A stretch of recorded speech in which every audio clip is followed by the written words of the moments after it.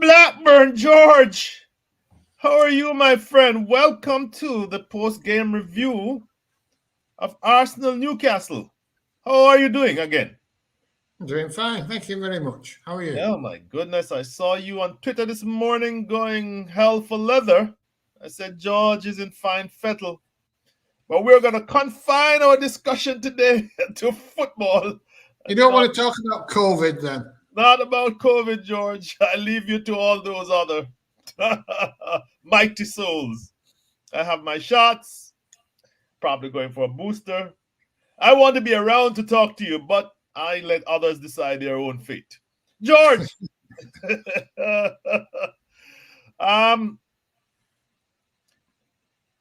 the inevitable, defeat of Newcastle happened on Saturday. We, in our post game, which George, I suppose, was not marked by its popularity, but in the pre-game, we did expect 5th to beat 15th. We had our concerns. We thought they would have put up a better fight.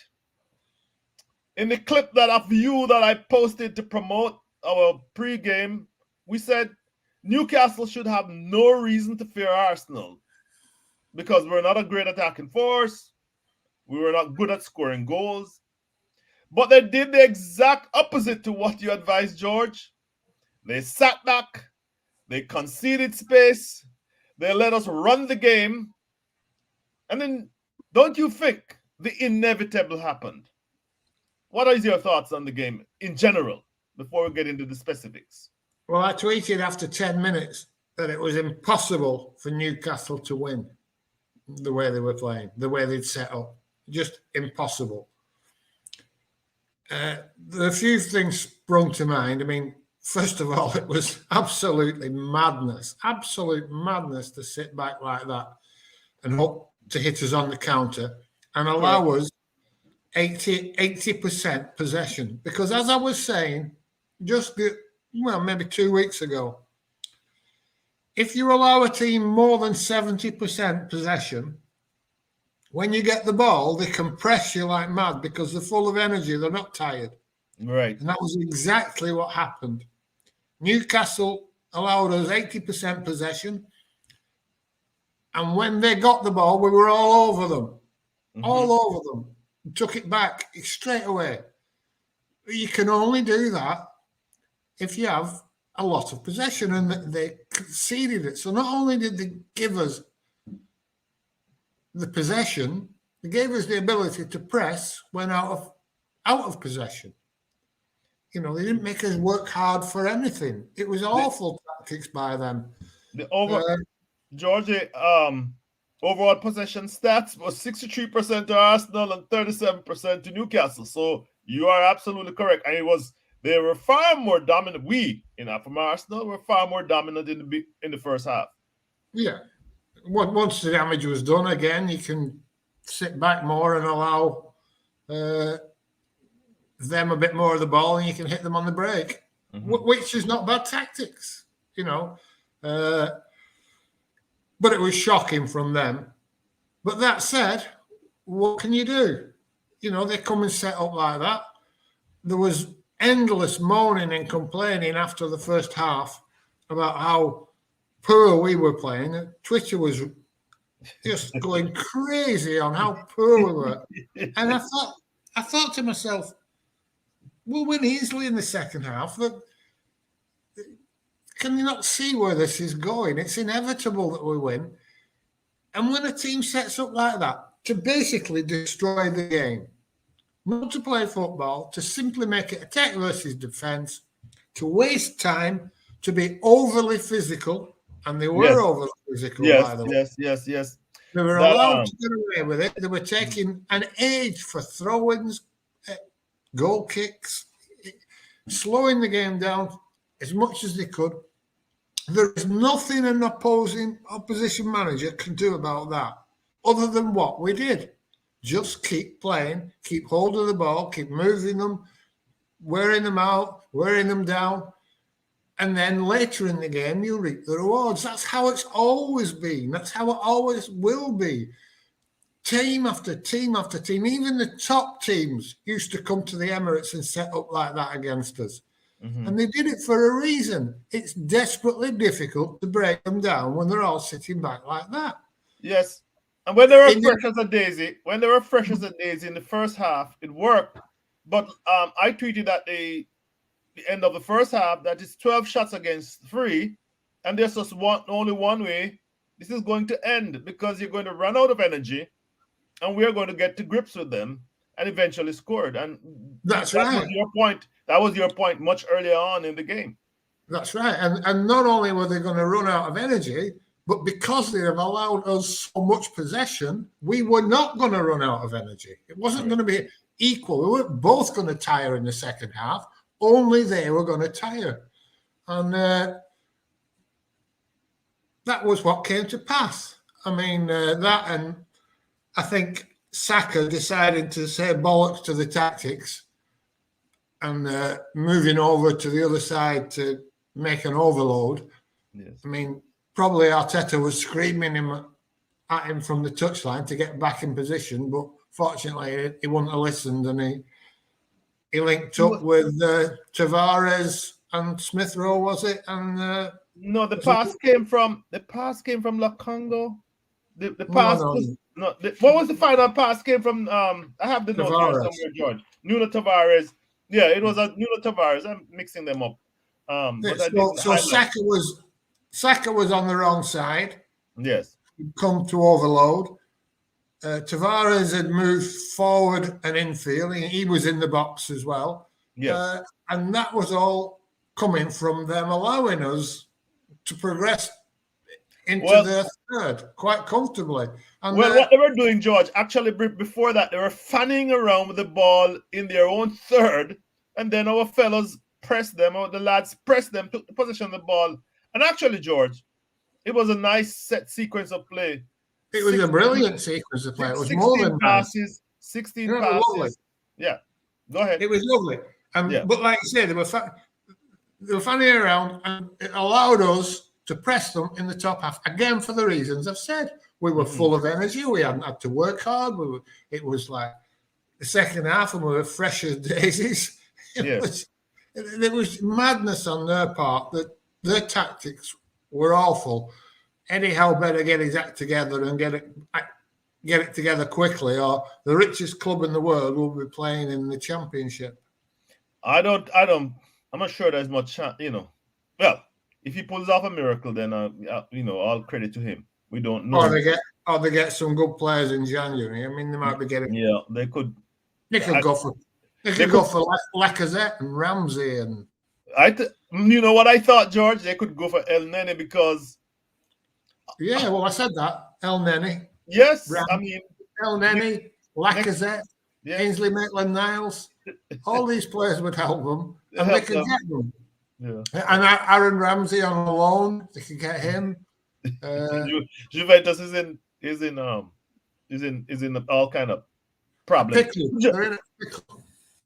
Yeah, and then they're being investigated for another round of corruption. Jesus Christ, George. But you're right about. I want to go back to the point you made. I mean, there is a tweet running around where Arteta said, I didn't see it myself, that Saka is the best tactical player, quote, on the side, which is his response to the fact that first of all, he was on the right side tormenting them. Then he popped up on the left side, and it was in a 3-man game with his three other youngsters. Call him youngsters, they're in the 20s. You know what it means, relatively. Yeah. And finished off with a plum, really drove that ball. The goalkeeper didn't do himself any favors. I think the shot was hard, George. I think Dubravka didn't have much of a chance. He didn't have much chance when he positioned himself so near to the near post. He left a big gap, didn't he? Yeah. But anyway, it was still a good finish. It was a fantastic move. Tavares was brilliant in that move, absolutely crucial to it. Where he took the ball, killed it stone dead, turned, passed it right way, everything. fantastic goal. Yes. As was the second goal. You're right. The pass from the Emperor made a very delicious pass. Lofted ball into the path of Martinelli, and he just deftly, lobbed it over the goalkeeper. It was very nice. Yeah, that's a really, really high tariff finish. Mm-hmm. He made it look easy, but it doesn't come much more difficult than that. You're right. And we'll see them missed. We'll see them missed. Oh, you'll see them miss. You'll see them miss 9 times out of 10. Well, talking about misses, George, they are, going back to the first half, the Auburn missed, and they, Twitter was up in arms, and I'm going to let us talk about Auburn a little bit. I think we should. That was a, stone cold miss, but after Smith Rowe headed the ball to Dubravka, who got a hand to it and palmed it out. What do you think a striker of Auburn's quality? He was being nailed to the cross, to the mast. I don't. Strikers miss, right a little bit. So you got to. For what happened? First of all, Smith Rowe's header. He should have scored. It was straight in the middle of the goal he went for. He should have gone one way or the other, but he didn't. So it was a fairly standard save. The goalkeeper was there. He didn't have to go very far to get it. He parried it out, and he parried it out fairly hard. It wasn't a softly dropping ball. And Aubameyang doesn't have much time. It's a split second. He's only, 2 yards away? Well, if that much. Yeah, in that region. And the ball comes, and what annoys me is that normal players hit the ball the easiest way they can. It's in front of them, they hit it in front of them. Yes. And it gives the goalkeeper a chance because it goes towards the goalkeeper. Aubameyang, like all good strikers, goes for the corners. Yes. It goes, and he went for the corner with this case, and he got it wrong by 3 or 4 inches. Hit the ball, yes. It wasn't like he was trying to hit the middle of the goal and he hit the goalpost. He was doing what he should do, not hitting it towards the goalkeeper, keeping it away from him and putting it in at the post. Mm-hmm. So it wasn't miles away. It was a terrible miss. Of course it was. He would score that 99 times out of 100. But it wasn't a shank to the extent that people were making it out to be, a big fluff. I think he just hit it towards the corner, and he caught the goal post, and it coming to him that fast. It was a bad miss, but fucking hell, we've seen worse. We've seen better players than him. People, it happens over and over again. This is a theme of you cannot be a fair-minded person. Look at his goal-scoring record over the last 10 years and be critical of his ability to score goals. The man had a goal and boot for Arsenal 2 years ago. Yeah. If it wasn't for him, we wouldn't have come 8th last year in the running. But it's amazing. But George, I'm going to tell you I'm going to give you some stats here, because people are, as it happens over and over again, we beat a poor team and people overreact. And I'm not saying you shouldn't be happy, but they're quick to run to forget. The underlying stats, by the way, works both ways, and you like to tell them it works both ways. If you don't focus on the underlying stats, when you go and batter Manchester United at home and lose the game, you're going to say, "Oh, Arsenal." You're going to join the yahoos who say, "Oh, that's another proof that Arsenal shouldn't stay around." You see what I'm saying, George? If you don't mind what happened in the game. Similarly, in this game, we played a team that is relatively poor. George, let me give you an example of what I mean so that people don't think I'm just simply being miserable. In the game against Liverpool, Tamiyasu, who was a star yesterday, had 58 touches against Liverpool. Against Newcastle, he had 98. 98, George, almost double. Right? That's how much. But we had double the possession that we had against Liverpool. But that's the point. You had a team that allowed you possession, so that's why you look very good. George, for example, Lokongo had only 40 touches against Newcastle, against Liverpool. Do you know how many touches he had yesterday? 92, more than double.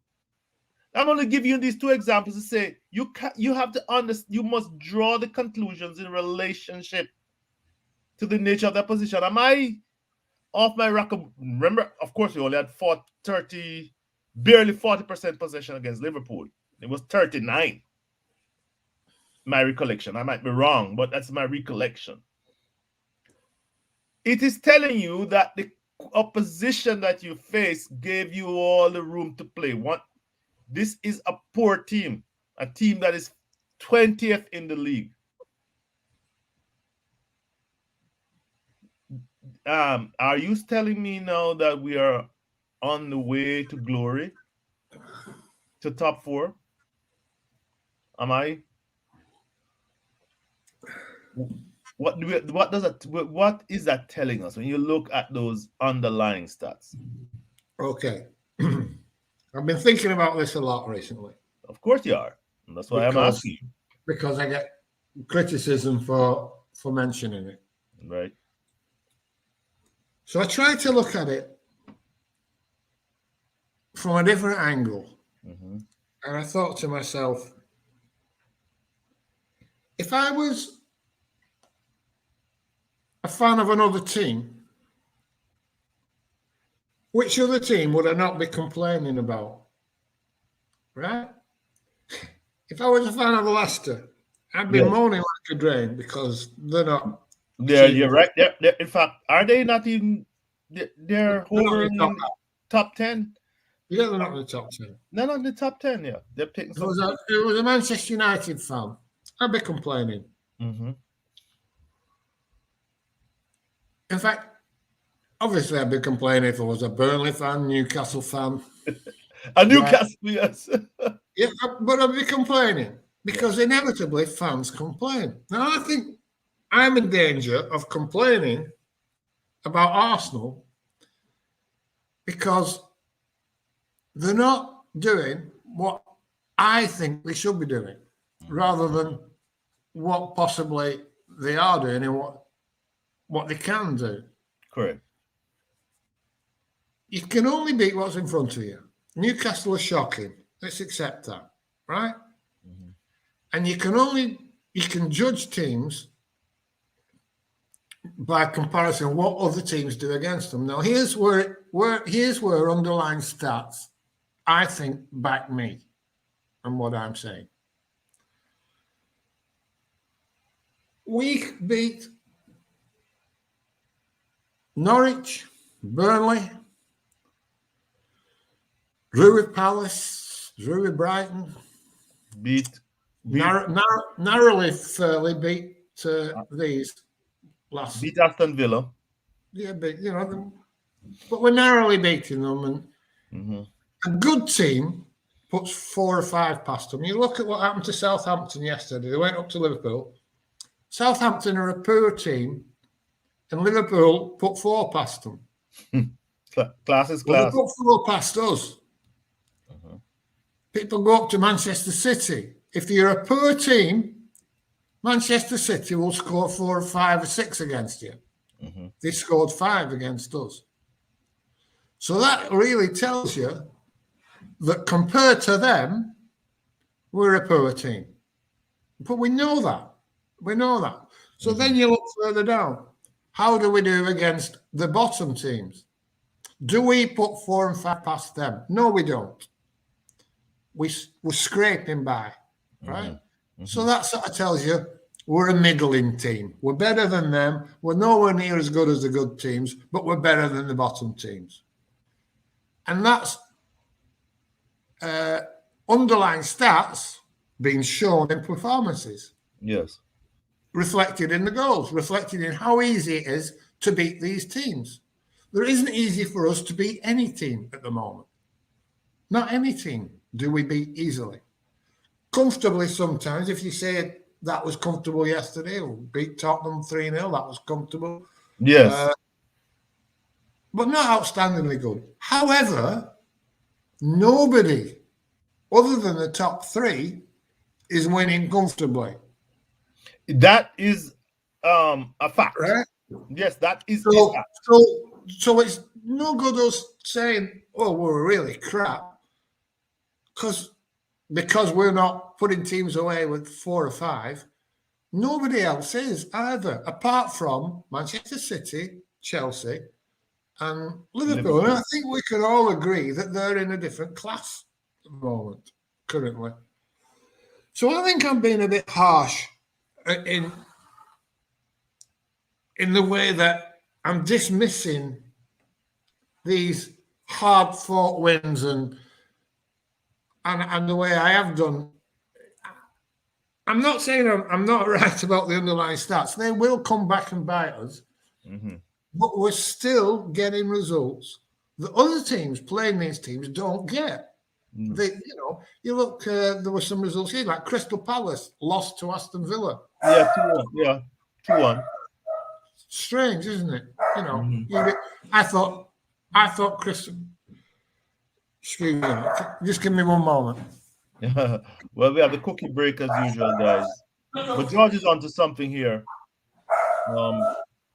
Point being that despite the underlying statistics, we are beating the teams that we're supposed to beat, even though it may be scrappy wins. And George, I took a parcel in for next door, and I've been waiting for 4 days for them to collect it. Oh, okay. And I should have. Yes, you're such a good neighbor. Yes, George. I was just rehashing what you said. I didn't stop this recording. That we are, as you say, we are beat despite the underlying statistics. We are beating the teams we should beat, even though we are scraping by. Keep going. Yeah. So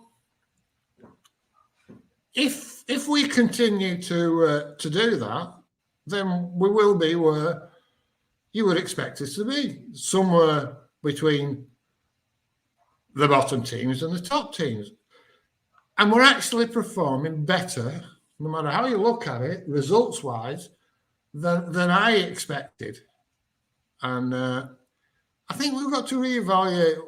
Are we stuck in our criticisms of Arteta and his system because we've nailed our colours to the mast? Or do they still stand up in the context of where we are in the league and what we're seeing on the field? And we didn't see anything special yesterday, but it wasn't bad. It was decent. It was good enough. I wasn't dissatisfied. I thought we did all right, given that they had no intention to play. But if we can't just dismiss it and say, oh, it was only Newcastle, we're only Burnley, we're only Norwich, or it's only George, I see your point of view, and I'm coming. I mean, we are beating the teams we should, but the point I was making, yes, it's only Newcastle. They are 20th. You see what I'm saying, George? I don't want to say I welcome the points, but let's not get. I said it before, and I know that we are all happy, but we can't get carried away. That's 20th. Yeah, that's right. But don't get carried away on the other side either. No, certainly not. I think that's what you're urging. It's been so miserable that we can't accept that some things are getting better. I mean, I don't have to keep saying this every week, but I do. I don't like Arteta. I don't like what he did with Ozil. I don't like the way he plays his PR game. There's a lot I don't like about him. But yesterday he played Tavares and Lukongo, right? And any rational person would have said, after the nightmare that they had at Liverpool, those two should sit out, bring back Tierney and play Ainsley Maitland-Niles or El Neni. Any logical, reasonable thinking person was saying that before the team sheet came out. But he didn't. He didn't play them. He played Tavares, who had a really good game, gave him a chance to get over his disappointment and failings of the previous week. Similarly with Lukongo. Lukongo had a great game. It doesn't matter that we're all in Newcastle. He was up against John Joe Selvey. He's a decent player in midfield. He had a good game against reasonably good players. So you've got to give him credit for that. He brought on Martinelli. We paid £73 million for Pepe. All logic tells you you bring Pepe on. He didn't. He brought Martinelli on. Give him some game time, give him a bit of confidence, maybe ease the pain of not playing at all. He's doing some things right. You know, he comes on and he talks. And when you listen to him talk, if you've not got the mindset that he's a twat like I do, he sounds really good. He says the right things. And I think we're going in the right direction in very slow increments. The problem is when people get carried away with the direction we're going in, all of a sudden we're great again because we've beaten Newcastle. Well, no, we're not. And that's my point, George. And that is, but it's the same as it's only the other side of the coin. Us saying how shit we are because we got beat at Anfield. You know. That is that not exactly the same, but the opposite? Well, all no. Right. We let's be honest here. We said fourth game versus fifth, and we said it was a misleading. There's a gap between the teams. That was our theme. Yeah, and, that was before. Yes, and we said in the preview that was our theme, and we said don't be surprised if we get a hiding. But we were hoping. That's what we did in that preview. We were hoping we could get a result, but we said there's a gap here. You see what? That's a difference. We didn't say we don't stand a chance. Yeah, I know, but you know, to be fair, afterwards I did sort of go, "Yeah, I told you so." Yeah, well, you know, well, and that's not right either. I know, George, and I know that, and listeners are listening to that. And I'm going to say to the listeners that, we sometimes have to do that because very often the things that we say, people discount that. In fact, they only highlight what is in their interest to say, George and Shotta are miserable. George and Shotta are misery mongers. George and Shotta are only seeing the negatives. I will say, no, we're only seeing the reality, the facts. But yeah, I take your point, George. Oh, hang on a second. But we are seeing everything. We are seeing everything from a pre-formed opinion, and it's hard to move out of that way of thinking. We see it all the time. We're 3.5 years since Arsene Wenger left. It's obvious it was the biggest mistake the club could possibly make and did make, and yet still we have half the fan base that are unwilling and unable to accept that it was a mistake because they'd already made the minds up. And I don't want to be one of those people that's not prepared to move on Arteta because I fixed my mindset against him when he took Mesut Ozil out with the bathwater. So, yeah, I don't know. I just think that as things are moving in the right direction, I keep saying this, he seems to be getting more and more things right. He got a lot of stuff wrong, but less so now.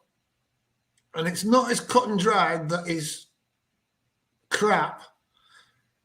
as I thought it was. You know, And I thought he wasn't the man, but maybe it could be the man. and we have to, and like in everything in life, you have to be open to that possibility, and that's where I agree with you. Have you noticed? I don't know if I haven't adopted, and the Arteta out slogans and constantly berating him. And this broadcast has never adopted that stance, because I think that is just entirely negative, right?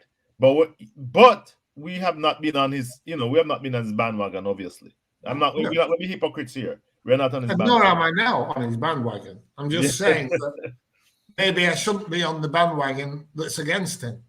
Yeah. And be a little bit more neutral.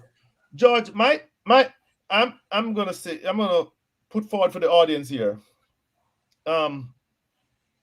We have United coming up on Thursday. Then we have Everton after that. Then we have West Ham after that. Then we have Southampton after that. I mean, we're going into the Christmas break. I'm going to suggest that is going to tell us a lot about our season. I mean, it's not the make or break, but this is going to tell us a lot about our season, especially given the fact that we are not playing more than one game per week. Yeah, it's true. But we've got, I tell you what, United, they're in a slump. They're playing terrible.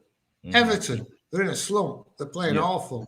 Southampton, they're in a slump. They're playing terrible. And West Ham is the only form team there. Yeah. So, it's not so bad. And it's not our fault they're playing bad. Yes. If we beat them, it's not our fault that we played them in the middle of the slumps. We might be a bit lucky to get them in a slump, but it's not our fault they're in a slump. So, and that was firmly, and if we come out of that period very with, let's say 12, let's say 9 points out of 12. Good. It's good. It's great. Brilliant. We could be firmly in top 4. Yeah, well, we could. Yeah, I mean, City play West Ham today, don't they? Yes, and it's City's favored. City's favored. I don't think they're going to beat them. If City put 5 past them, we can sort of put West Ham in the same bracket as us, then, can't we? if they get beat narrowly, we'll probably have to realise that they're actually playing a bit better than us at the moment, despite the fact we're on level points. But anyway, time will tell. The Europa League will take its toll on West Ham. We can't even get in the Europa League, so it's not going to take its toll on us. Yes. We have some advantages now going into Christmas and New Year and no European football. Young players developing, getting better. We have a chance. We have a chance of finishing a lot higher than I was convinced we would finish. So if I was convinced that we would finish 9th, 10th, 11th, and we don't, then I was wrong. And I'm going to have to hold my hand up and say, well, I got that wrong. It doesn't matter really how we've done it. If at the end of the season, somehow we managed to get top 6, that'll be good. Well, it's looking up, George. Based on the opposition, I hope Ralph Rangnick or whatever they pronounce his name. He won't have an effect in He won't have an effect in 3 days, will he? No, that's what I was about to say. I hope he does have an effect in a few days. He has to be some sort of genius. He's going to get them all thinking and playing in a different way in 3 days. Yes, I mean, there's so many prima donnas up there, by the way. And heavily, well paid. When I say well paid, it's a hard place to go, though, isn't it? Yeah, it is. It's traditionally a hard place to go to Manchester United for Arsenal and get a win. And I don't think, again, if we don't manage to go up there and win, we shouldn't use that as a big stick to beat Arteta with, because fucking hell, we never go up there and beat them in the league. Yeah, it's very difficult. It's a very difficult place, and they're prime for us. They're prime for us. And they've got a brilliant squad. I mean, yes, they really do have a top quality squad, and let's just hope that they don't click before we get there on Thursday. So George, let's conclude on this note. 35 minutes. You're in your opinion, we beat what is in front of us. We did what we had to do. I think we did it quite well. And we are fifth, but only on goal difference to West Ham. And you think it is beginning to look up? Absolutely. It's distinctly possible now that we can get top 6, and possible we can get top 4. Well, we're part of the optimistic masses now, George. Well, I'm a lot more optimistic than I was, and I'm glad I am, because I was very pessimistic, and I think it's a slow progress, but I actually do see progress. I mean, you can say, well, we should be progressing. We were at 17th at one point, and that's quite true. We should be progressing from where we slumped to. But I think you can see in the games, in the chemistry between the players, a little bit more freedom from them and a little bit more invention. And another thing I want to, just before we go, Martin Odegaard got terrible stick yesterday. Yes. There's a compilation video about how bad he played. And I didn't see George, but I saw somebody saying, hey, why did you do that? Go ahead. Well, why did he do it? I mean, you could literally pick any game that we played during the Invincibles time, pick out Thierry Henry and put a compilation video of misplaced passes and things that he tried that didn't work. There isn't a player you can't do that to. There isn't a match that they've played in that you can't do it to, apart from perhaps Bernardo Silva the other night, where he had 100% pass completion. My God. Which is just, in a Champions League game, which is just against PSG. God. Yeah, it's fucking crazy. So, apart from that, everybody, you can do and it's terrible, because I thought Odegaard did all right. People have to accept that you're not looking at Mesut Ozil here, and you're not looking at someone who is given the freedom Mesut Ozil was given normally when we saw him, particularly under Arsene Wenger. You're looking at somebody who's staying in a fixed position, which is a lot deeper than he probably would want to play in, and he's doing what he's told to do in those positions, which is kick the ball, shield the ball, pass the ball, move it forward if he can, if not, retain it. He did all right yesterday. I don't think he was shocking. I don't think he was bad at all. Mm-hmm. But he wasn't great. He had 2 key passes according to this stat here. Go ahead, George. He wasn't great, but he wasn't bad. I don't see why there's a compilation video about how bad he was. He wasn't fucking bad at all. It's pathetic that people do this. Do they not want him to succeed? You can accept that you've not bought Mesut Ozil. You know what I mean? Yes. But you've not bought a fucking donkey either. He's a good player, and he's a young player. He'll definitely improve as he gets used to the league and the team. And he was once the biggest prospect in world football. So you can't say that he hasn't got ability, Just don't crucify it. Don't. It's two opposite ends, isn't it? We're holding Saka and Smith Rowe up as if you're looking at Thierry Henry and Robert Perez reincarnated, and you're holding Odegaard up to the opposite End of the for not being Dennis Bergkamp. Yeah. Anyway, yeah, there we have it. Well, that's as cheerful as I can get. 40 minutes of talking about Arsenal. George, to the audience, George and I are different.